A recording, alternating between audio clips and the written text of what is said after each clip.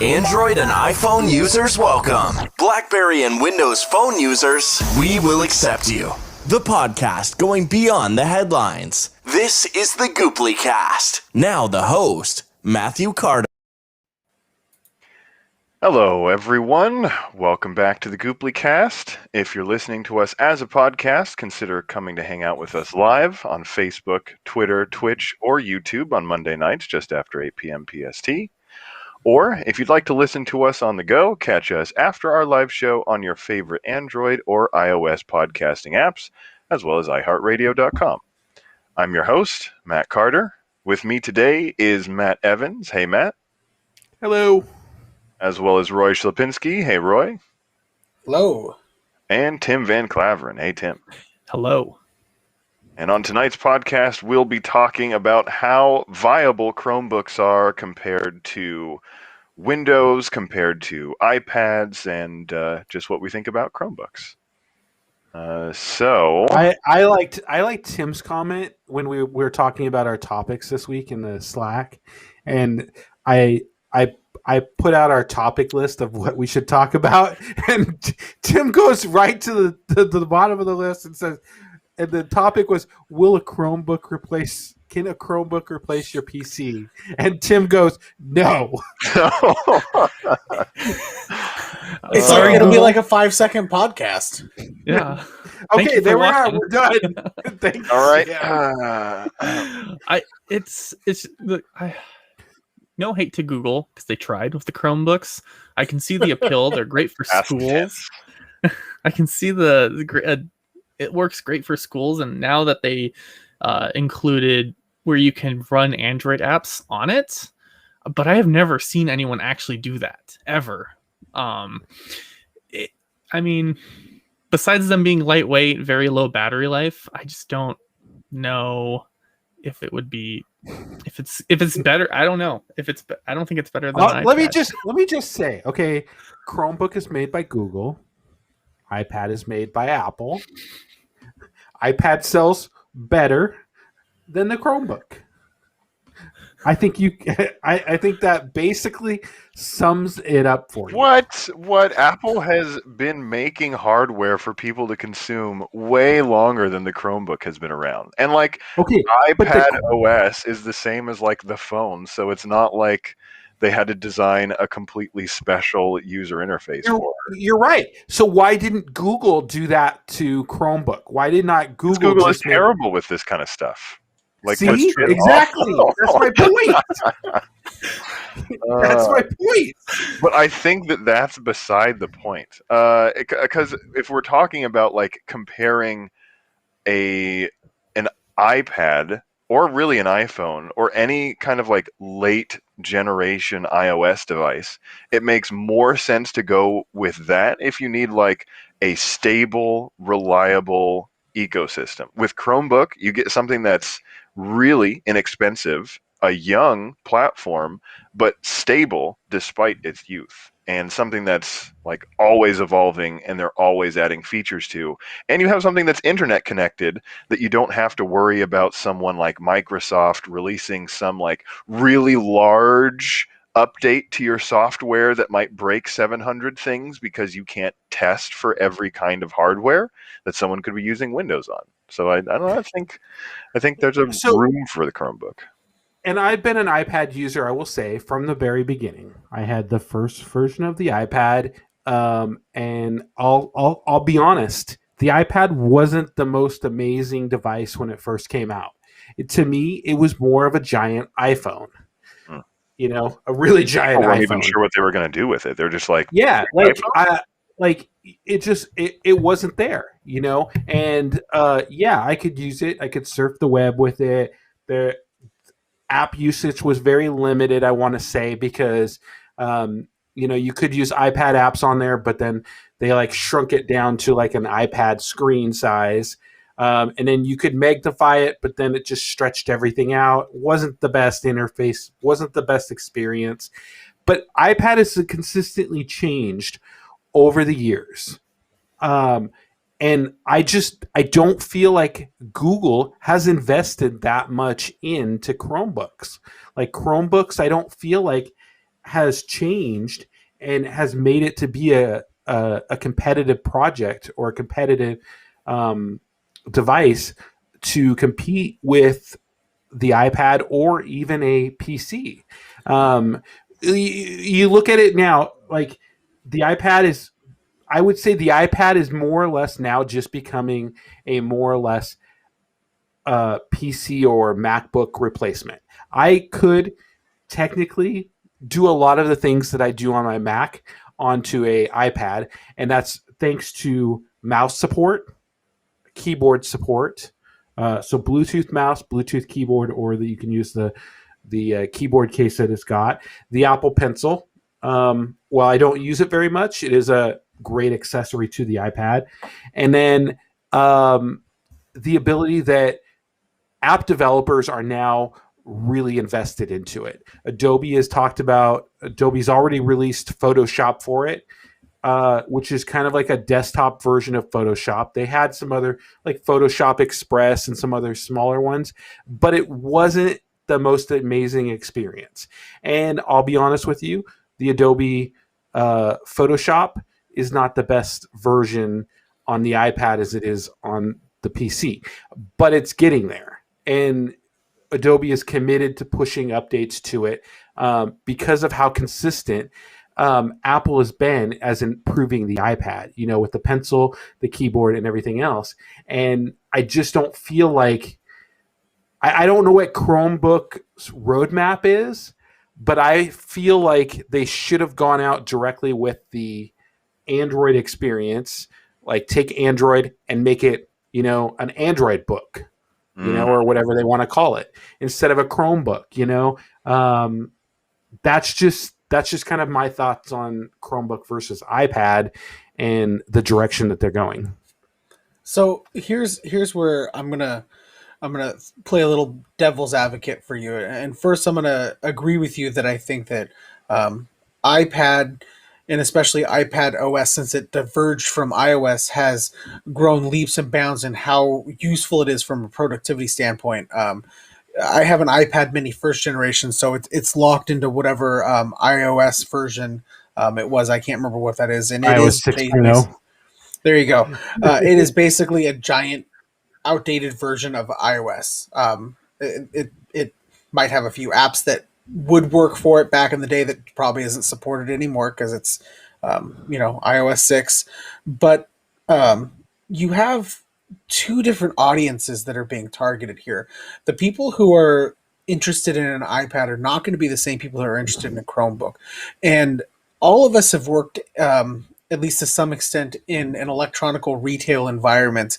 And if we had a customer coming in, we know what clientele we would recommend a Chromebook to based on their wants and their needs. And the Chromebook is going to be great for somebody who's literally just going to browse the internet for, use basic things like Google Docs or Google Sheets.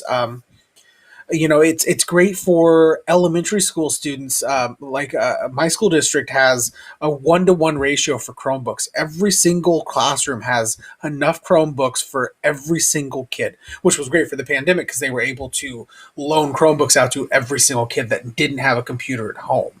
They're able to do the basic stuff that they need to be able to do for school on a Chromebook. They don't need Windows or Mac OS in order to complete the stuff they have to do. They can do it all on the Chromebook. And that's really what the Chromebook's for. It's for the people who just need the basic necessities that aren't looking for more flashy things. I mean, if you want to do a lot of video editing or audio engineering, Mac has always been a front runner for things like that. Windows obviously is a staple in many households, but if you need just the basic stuff, that's what Chromebook is targeting. I almost think that trying to compare them is like comparing apples and oranges, because I feel that Google has targeted a completely different audience than Apple. Apple's going for more premium. They have to be more premium for the price tag that they are charging. They have to give a more premium experience. That's just kind of my 2 cents on it. It's kind of hard to compare. You can't replace your iPad with a Chromebook because they're targeting two different audiences with two different sets of tools at your disposal. So I get your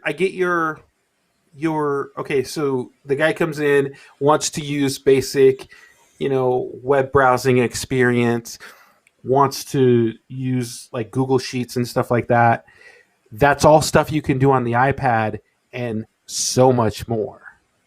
Yes, but Like, I mean, I've had people come in and be like, I mean, this obviously is dating this conversation, but they would come in and be like, I just need something to browse Facebook and play Farmville on. Cool. You're right. Here's a Chromebook. Yeah. It's $1.90, not dollar. It's $199 for a Chromebook. They're not going to go out and buy a $300 to $500 plus iPad just to browse the internet and play Farmville when they could buy this $200 Chromebook. It's like, once again, it's two separate audiences. You do the upsell. You do the upsell so, this lady coming in her 60s that just wants to play Facebook or browse Facebook could care less about what she could do on an iPad. Once again, I mean, I get what you're saying. The iPad is a more capable. FaceTime with their daughter. They could watch Netflix, watch social media. You could do Zoom on a Chromebook. I mean, and once again, you're talking about two different people who want to do two different things. People who want specifically just the web browsing and just the basic bare necessities. You're gonna have a hard time upselling them on a $600 iPad when they get a $200 Chromebook for what they actually want it for. How much? I don't want the upsell. I agree. The price point for a Chromebook is a lot more appealing for a selling point. And now that you get Android apps with Chromebooks, I feel like it is even more appealing because you have the ability to get Microsoft Office, so you can still do like docs and spreadsheets and PowerPoint and all that stuff with Microsoft Office. You can get the open atmosphere that Google generally offers. So you have like Stadia and you have NVIDIA now that you have access to without having to worry that Apple is going to engage or disengage some kind of services in the future.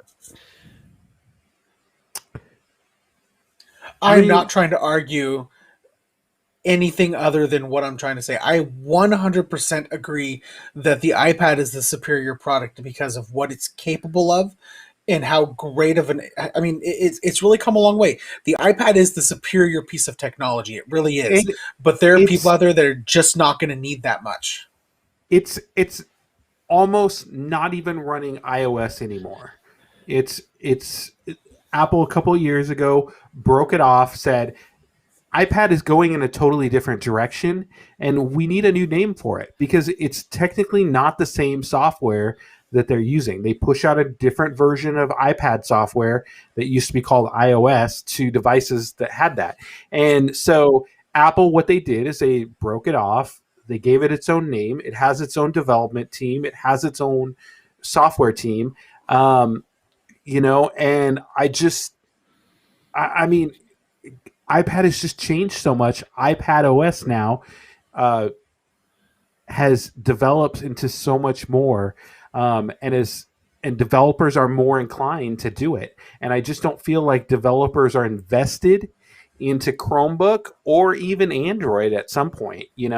I don't see a lot of people out there with Android tablets. Do you?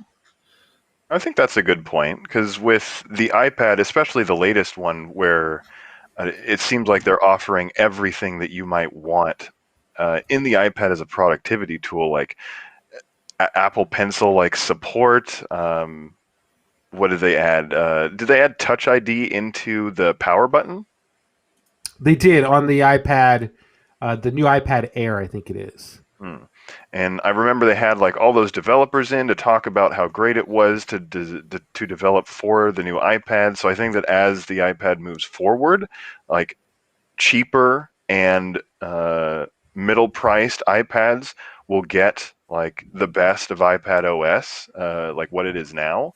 I just think like for $200 or cheaper, like a used Chromebook, you get a lot of use and a lot of productivity out of that. So let's just say the Chromebook is $199. That's about the average price that you would pay for a new Chromebook. $199, $249, something like that. Yeah, I think that's a fair price to say. So the cheapest iPad is on sale from Apple for $329. I think it's $299 for students and teachers, I want to say, and then you can also get it on sale a lot of times for $299 We won't really go with that because it's that way. But I just want to mention that you could get it for a little bit cheaper. Can you connect? And I haven't used a lot of Chromebooks. I've used a couple of them just playing around in the stores and stuff like that. Can you connect a remote control to it, like a video game Xbox controller, PS4 controller? Can you connect it to Stadia and at least NVIDIA now straight through a Chromebook. Okay, so that's a good thing. It doesn't have a pencil or anything for drawing or anything like that. Does it have? It has mouse support though. Yeah. Okay. And the trackpads on Chromebooks aren't great either. So if you need like precision, you probably don't want to use one of those. Yeah. Does it have a not a USB port, a HDMI port, or any way to export your screen to like a bigger screen at all? Some of them do. Yeah, I don't know if like the $200 price point ones do. Okay. There's literally a Chromebook right here for my kid's school. Let me just look at this bad boy right here. I'm just curious because I'm trying to compare it to it. And I know you compare controllers for video games and stuff like that. You compare an Xbox controller or certain things. Apple Pencil, you can. Right there. What is it? HDMI port right there. HDMI port, yeah. Okay. Does it have an SD card slot on it? I'm just curious. Maybe yes, it does. Micro SD card slot, just like a standard SD card. No, it's a standard SD card slot. It's got a USB port, headphone jack, SD card, HDMI slots, another USB port. It's touchscreen. What kind of memory do you get on a Chromebook? I have no idea. I think it's typically 2 gigabytes. I'd say 4 is more average. I'm looking at one. It's an Acer Chromebook. It's a 15.6 Intel with a 1.1 gigahertz, 4 gigabytes of RAM, 32 gigabytes of flash storage. So you think about that. So, and this is $199 from Acer. And if you look at the iPad. I want to compare it to the iPad. So the iPad gigabytes of storage, I think, starts at 64 on the baseline model. Let me see here. Oh, no, it starts at 32, though. Once again, though, if you compare them side by side, obviously the iPad is going to come out the winner. The iPad was meant for productivity in mind, among other things. And I just feel that comparing them isn't necessarily fair because I seriously feel that they are meant for two different audiences. And that's the thing, though. How can you so could a Chromebook replace your PC? Depending on what you do with your PC, yes. We already know Tim's answer. Tim, you don't need to answer this. So for all of us, the answer is no. Because we do enough on our computers that it couldn't replace them. For my kids, absolutely. And they have for the last, almost a year now. Because what they need from it, the Chromebook can offer just fine without any issue. So it's all based on what the consumer gets. If we're asking, can a Chromebook do what an iPad can do? Absolutely freaking not. Okay, an iPad is more powerful, and we all know that. I mean, you're paying the price tag for premium for a reason. But could a Chromebook replace an iPad? It's subjective. It's based on what you're using it for. It could potentially replace an iPad or a PC. I would say that it's safe to say that it can't do the same exact stuff. The iPad is going to be more powerful and going to be more versatile than a Chromebook could ever be. But that doesn't mean that a Chromebook doesn't have its place in the market. Okay. There's a lot of things you won't be able to do with an iPad that you can do with a Chromebook. Big thing, typing. Without buying a keyboard for an iPad, which I don't know how much they are. I think pretty much any Bluetooth keyboard will work with an iPad. Can connect it. Yeah, you can connect any Bluetooth keyboard, and then also it has an on-screen keyboard, so you lay it down. But you can get a full-size keyboard. But there's no tactile keyboard. Do you expect people to type up an essay doing that on a screen? No, but a $29.99 Bluetooth keyboard. But that's $29.99 that you now have to tack on to your $329 price tag. So now we're up to $360. See, Okay, and we're trying to here's another thing. up So to an iPad. you can use full versions of Microsoft Word, Microsoft Excel, PowerPoint. Can you use full versions of those on a Chromebook? Yes, there's a web version of those tools now. As far as I know. Either a web version or you can pay whatever the 365 Microsoft 365 license is to get $99 a year. Oh yeah, to get like all the mobile or features. free if you're a student. You can use Google Drive's PowerPoint. It's not perfect, but it works really well for being a free tool. Well, and if you're typing up an essay, I mean, there was once upon a time that I typed up an essay on Google Docs and converted it out to a Word file. I mean, I've done that. You have options. You're right. Okay, so Matt, you walk around carrying an Acer. Yeah. I saw it in your bag when we hung out and did the video filming. So, Absolutely. Could a Chromebook replace your Acer computer? If I didn't use Unity, which game development program, I could probably do everything else with a Chromebook. And if like there were Chromebooks everywhere, I would probably enjoy the rapid like profile switching that you get with a Chromebook, just like logging in and having basically all your tabs and all your preferences, all your windows and everything open and ready to go from whatever Chromebook or browser, because it turns it into more of like a cloud computing experience than a Windows PC where you're just like, you kind of more have to be attached to that specific computer. But I probably could. And if I didn't, like, I don't play, like, do you guys game a lot? I don't Not on the really PC. much anymore. Sometimes. I feel like as game streaming gets more ubiquitous, that even like I've seen Chromebooks that can play like pretty high profile games on like nothing hardware, just because streaming is a thing now, like Stadia and Nvidia's platform. But there are programs that you have to have a Windows PC or a Windows platform, or you have to have a Mac platform for that Chromebook can't even touch yet. So, and that's kind of back to my point, is I just feel like the developers aren't really invested into making the Chromebook what the iPad already is. I think I think Google's really counting on people. A lot more is being made on the web. A lot more applications are being made web-based. So I think that's true. And that's Do you true. play Fortnite on the web? You can play Fortnite on the web. So there is a lot of speculation that a lot of gaming, like Microsoft, is going to come out with Halo and a cloud gaming service that could be played through the browser. So I'm assuming that would somewhat be compatible with the Chromebook, just depending on your memory. I mean, I guess if you have 4 gigabytes, that's what you would probably get.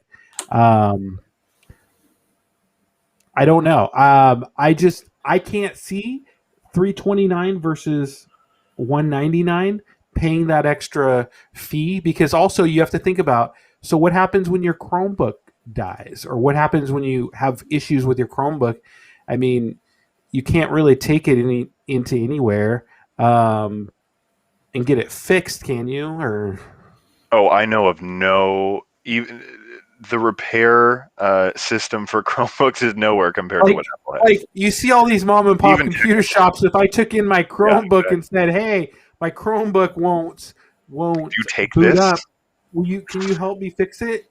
Like, you know, with the Apple ecosystem, you just get that premium care, that $329 extra, or that whatever that, you know, $100 and $200 extra, you know, you're paying. I feel like you just get that support system, that ecosystem, and I just feel like iPad is just a lot more user friendly as well than Chromebooks.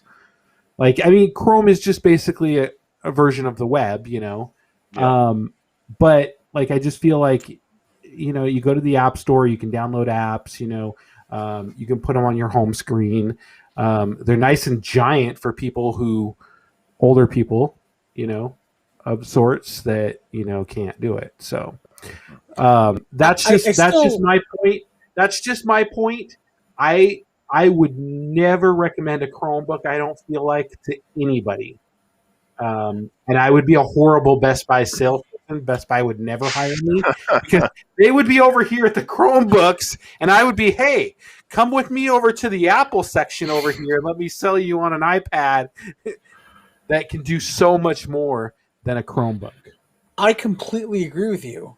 I just can't ignore the fact that there are going to be the specific type or the clientele that don't want to spend the extra $200-$300 for an iPad/iPad accessories that they're going to need to complete their iPad purchase to do what they need to do, like a case or a Bluetooth keyboard and a Bluetooth mouse, in order to get that experience. That they're going to be more stuck at it's not worth paying that extra amount for these things that I'm never going to use. Or, I mean, I agree that part of it is being able to walk into the Apple store. I think that's flipping great. I know Apple will always take care of me when I walk in there 9 times out of 10. And they have great customer service. But you're going to have those people... Even when your device is 2 years old and you can't get it. I have very rarely ever had problems with Apple. Okay? I can't even really... I can think of one time that I had a problem with Apple, but I'm not even going to get into that. The fact of the matter is that you're going to have those people who want that $199 price point because all they're going to do is browse Facebook. And you will not be able to sell them on spending the extra $300 for a premium device that can do all these things that they just don't care about. Well, and that's why comparing an iPad to a Chromebook is not a fair comparison, because they're not even remotely trying to compete with each other. I've helped enough people that care just about the price tag and want as much as they can possibly get for the cheapest possible price.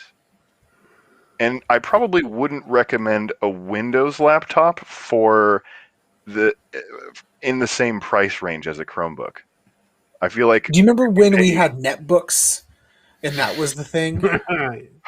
Windows just doesn't run on that small of a device. I feel like the experience is awful. Yeah, no, I agree.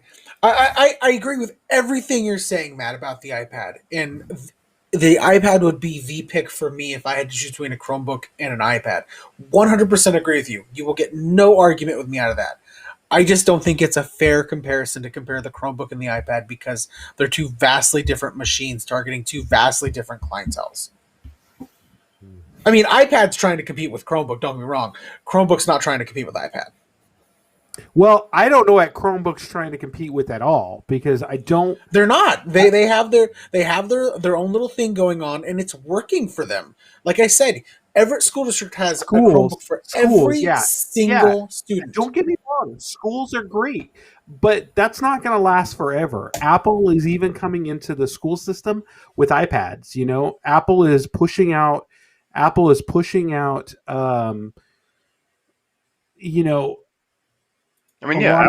trying to push iPads into schools for a while now. Like, they've been partnering with various education systems to do. You have to think about it. When I went to school, we didn't have PCs. It was all Apple. We used to play. God, this is going to make me so old. But we used to play Oregon Trail and SimCity. And that was what I had when growing up. And when I think my senior year of high school, they introduced a PC lab, and that was the first interaction that I had with a PC at school. So I think that Apple is going to continue to push into education. They've worked very well with Classrooms, which is a new app that they can push out, and they can push out, homework assignments to iPad and everything and stuff like that. So I just Chromebook might not be in competition with Apple's iPad, but iPad is coming for Chromebooks, and I will put $20 down with you, Roy, saying that in the next 5 years, Chromebook is going to die because of Apple. Ooh. Before you take that bet. Take that bet with me? before you take that bet, I want to mention that John said, think Google is spying on you on a Chromebook, which basically Google's spying on you everywhere. But yeah, exactly. Like Google probably wants everybody to use Chrome, the browser, the internet, in any way possible that leads back to Google. So by offering something like Chrome OS, they just allow themselves to make more money by getting people directly hooked into their browser. Oh, of course. And I want to bring up this comment too. How about comparing the iPad to a Surface? What a good question. So, me and Roy were talking about this. We were talking about this in the Slack, and I was trying to come up with the title for this week's show. And Roy mentioned, why don't we talk about the Surface? But I have a hard time comparing the Surface to a mobile device because it still uses Windows 10. It still uses the current version of Windows out there. There's no special software that you get. So are you saying that it's not a fair comparison because it's targeting two different people? No, I'm saying it's using the original software that goes with PC. Isn't iPad OS to compare? Isn't iPad OS pretty much trying to compete with Windows? iOS? Well, it is, but I mean, they're definitely competing with Surface tablets. That's for sure. iPad is definitely doing Surface tablets. I think a Surface lineup, and I haven't had a lot of experience with Surface. My wife at her previous job had a Surface. It was a Surface Book, though. It was just like a laptop.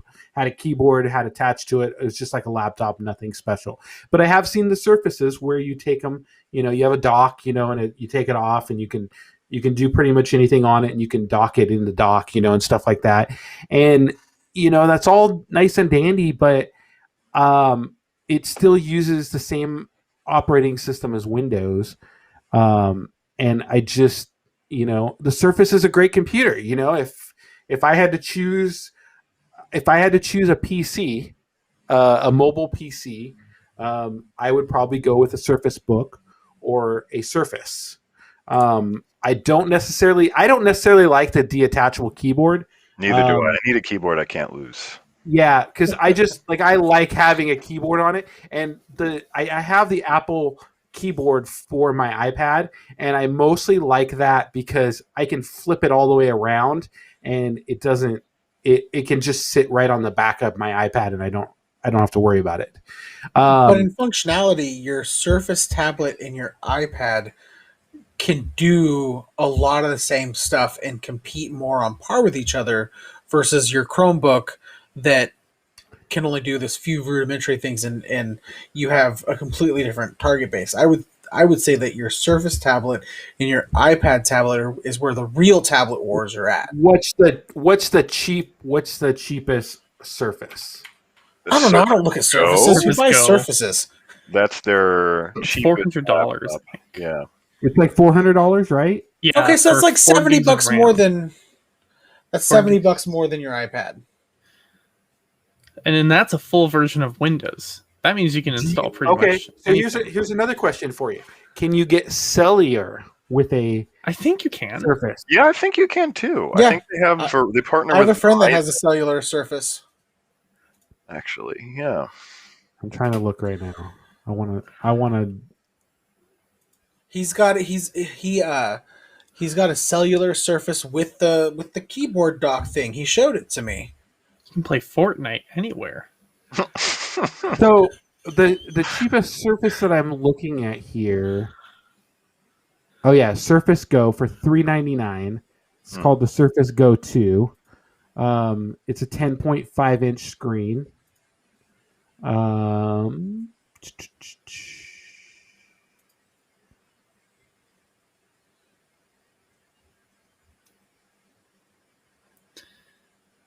Surface 2, because I see the Surface Laptop Go. This one is... Oh yeah, that was released this last year. It's pretty much the exact same thing, except it's a full laptop with a keyboard attached. Oh, okay. Yeah, this one yeah, is you're looking at something cheaper. Yeah, I think you could go because I'm trying to configure. Let's see here if I can configure it with Wi-Fi. So just the straight up Surface. I like the Surface. LTE. So you're going 349. You get 4 gigabytes of Wi-Fi, 64 gigabytes of storage for $399. Very comparable to the iPad. So the next size up is 549. It's 128 gigabytes, 8 gigabytes of RAM, Wi-Fi only. You go up to the Intel Core Wi-Fi, 8 gigabytes, 128. It's 629. The other one was Intel Premium.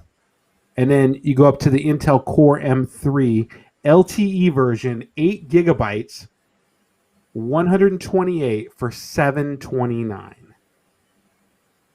Now, and apparently they're good for that price, which kind of sounds like a ripoff. That is a ripoff to me because you can get a LTE version of the iPad for like $499, $599. You do get a little bit less storage, but I mean, unless Microsoft is like hand optimizing everything for the Surface so that it doesn't eventually slow down like every random Windows machine does, and they update it specifically based on the kind of hardware that they put into it, then I could see that price tag being worth it because it has that kind of like Microsoft invested hand care. But I just worry that expensive Windows devices that don't have extra hardware to overcome the kind of glitches that are in Windows, I just feel like it'll not last, I guess. Yeah. So, I mean, you can get an iPad Air. Let's do the iPad Air.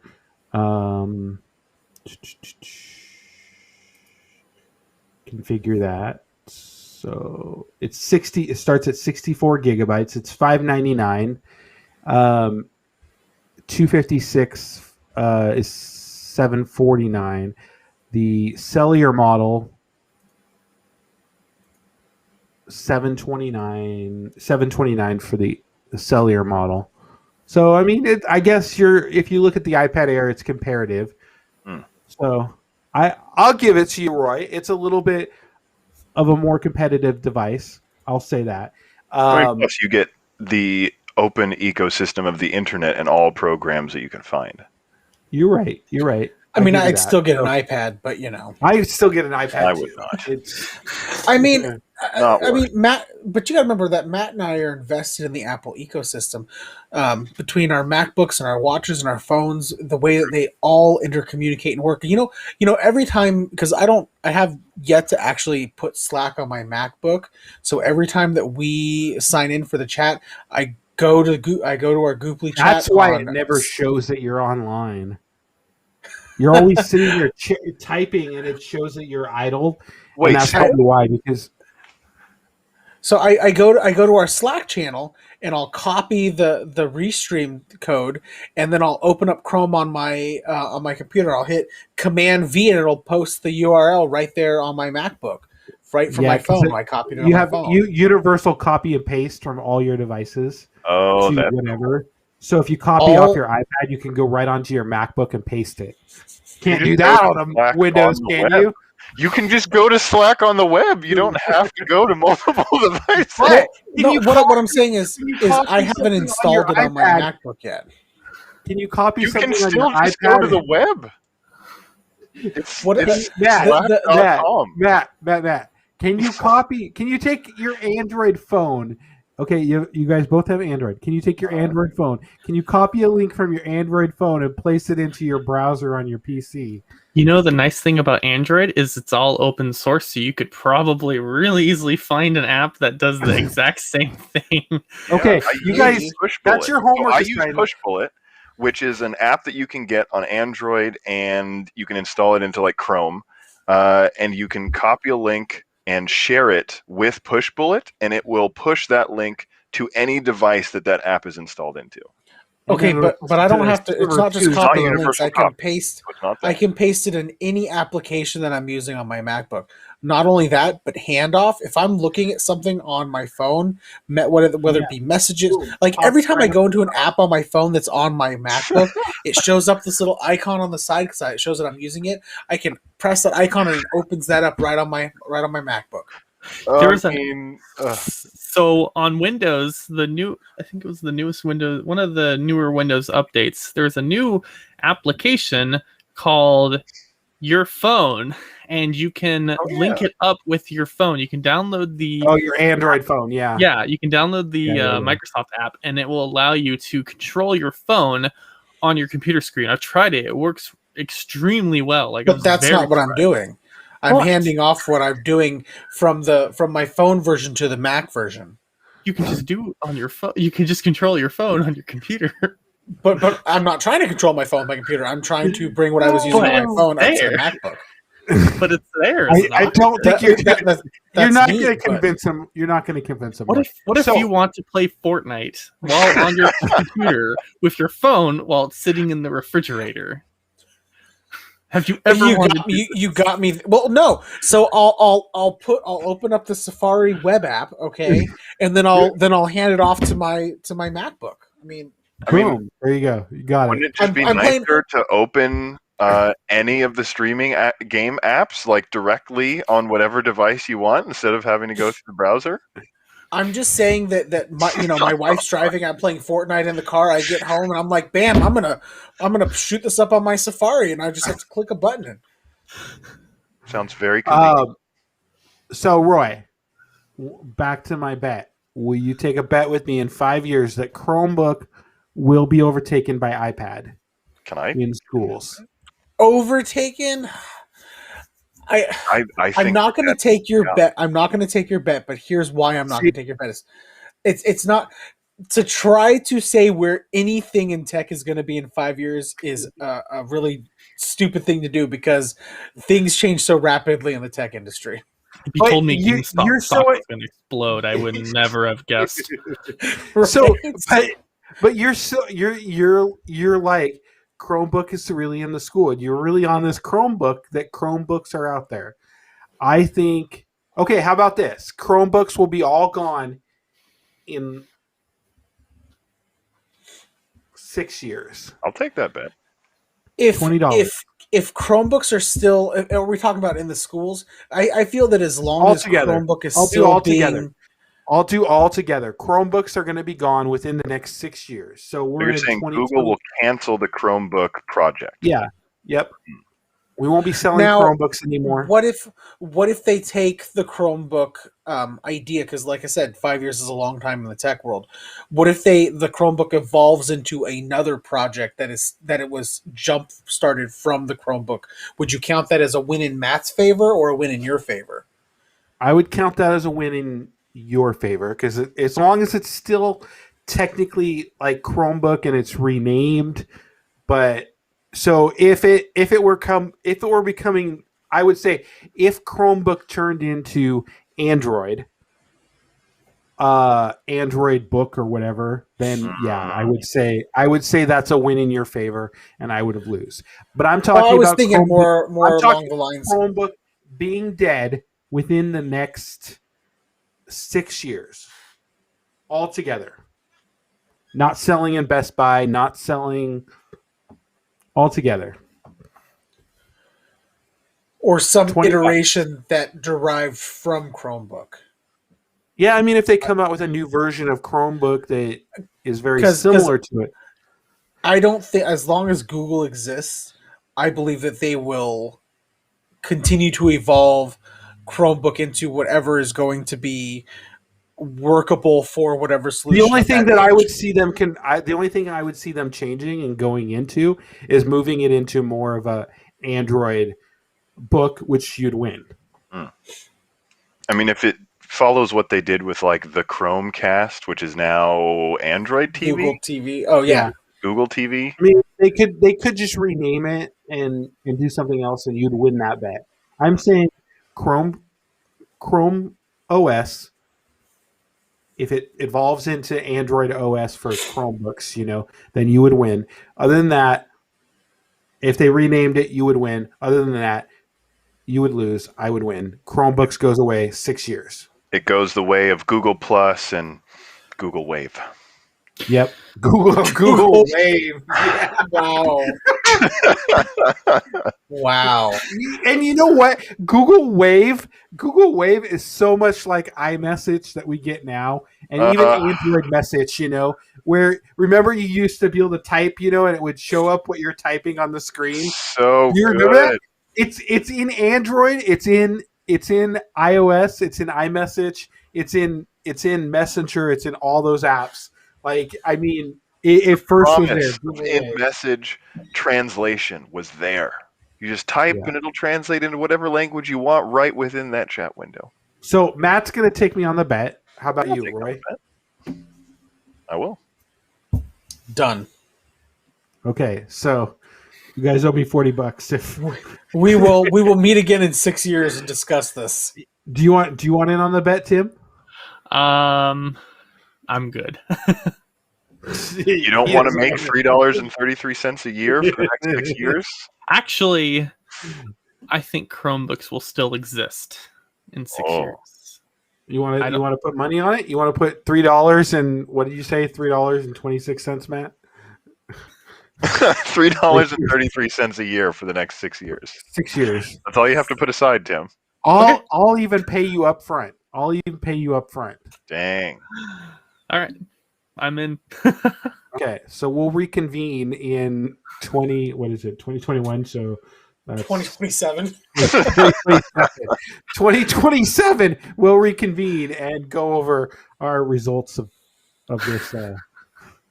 And if any viewers want to take me up on the bet, because I'm betting that Matt will lose. It's a separate side bet. So if you want to have a side bet that Matt will, and then if anybody wants to take that side bet and turn it into another side bet and bet on our side bets, you just let me know. Check out Matt Carter, Matt Carter Washington on Twitter, right there. Right, get at me. You can DM him to get it on that bet. Oh my goodness. Jaredson.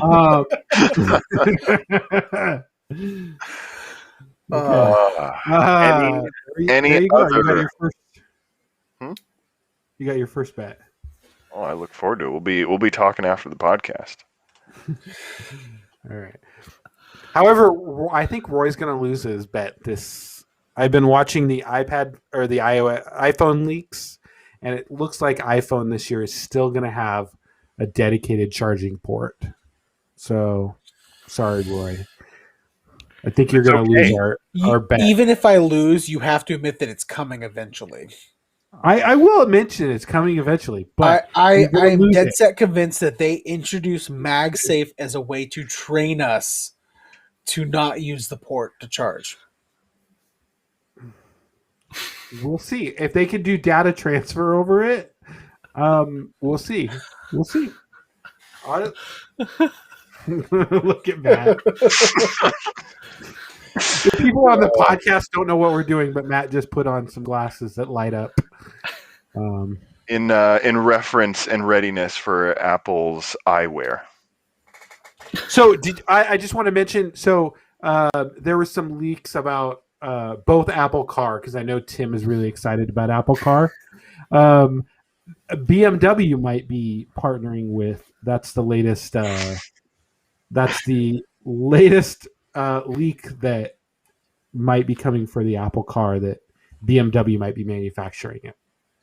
And then also, they did some shifting of their VP and stuff like that. And one of their VPs that was over hardware and engineering, I think, is now taking over a special project, which is supposed to be Apple's VR. And has anybody want to take a bet besides Roy on how much the VR system might cost? I read about that. Oh my gosh. So I can't take that because I already kind of know. I have no idea. So just go ahead and throw a number out. Just throw a number. $6,000. Ooh. Whoa. Okay. That's like double $3,000. Oh, that's a bargain. for an Apple product. It's such a good idea for them. It's so dumb. So Tim, how much do you think Apple Car is going to cost? Like 100 grand at least. Yeah, I would say 80. I would say at least 80,000 or $80,000. Like whatever the top of the line Tesla costs.